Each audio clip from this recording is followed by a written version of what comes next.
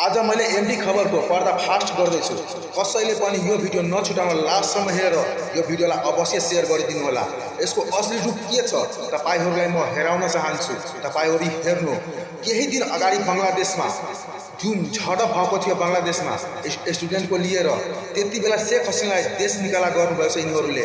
त्यति बेलाको कुरा जहाँ हिन्दूलाई काटेर फाल्दियो, जिउँदै जलाइदियो, मठ मन्दिरमा आगो लगाइदियो, चेलीबेटीहरूलाई बलात्कार गरेर मारिदिनु भयो। त्यति बेला यही एमडी खबरले के भन्नुभएको थियो, त्यो बंगलादेशको घटना हो। त्यहाँको गभर्नमेन्टले जान्छ हाम्रो नेपालमा किन आवाज उठाउनु पर्यो। त्यति बेला भन्छ कि हिन्दूहरूलाई यसले कि हिन्दूहरू किन आवाज उठाइराख्नु भएको छ, त्यो त बंगलादेशको कुरा हो। आज सेम क्वेसन म यहीसँग गर्न चाहन्छु। त्यो अहिले जुन फिलिपिन्स र इजरायलमा झडप भइरहेको छ त्यो त फिलिपिन्सको कुरा हो।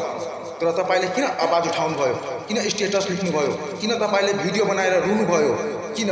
त्यसको रिप्लाई मलाई चाहियो। मलाई त थाहा छ कि तपाई रोहिङ्ग्याबाट आउनु भएछ र नेपालमा बसेर घुस दिएर नागरिकता बनाउनु भयो। तर अब तपाईले कतारमा गएर जुन हिन्दू मुस्लिम गराउनु भइरहेको छ, किन? त्यो त फिलिपिन्सको कुरा हो नि। त्यो त त्यहाँको गभर्नमेन्टले जान्छ नि, त्यहाँको मुस्लिमलाई के गर्छ। दुई जनाको कुरा हो, त्यो दुई देशको। तपाईले किन भिडियो बनाएर यस्तो भन्नुभयो? म तपाईसँग यो रिप्लाई मलाई चाहियो।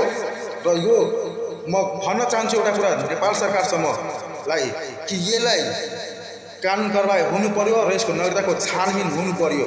सम्पूर्ण दाजुभाइ यो भिडियोलाई यति शेयर गर्नु कि यसको असली रूप के हो सबैलाई थाहा होस्। जय नेपाल।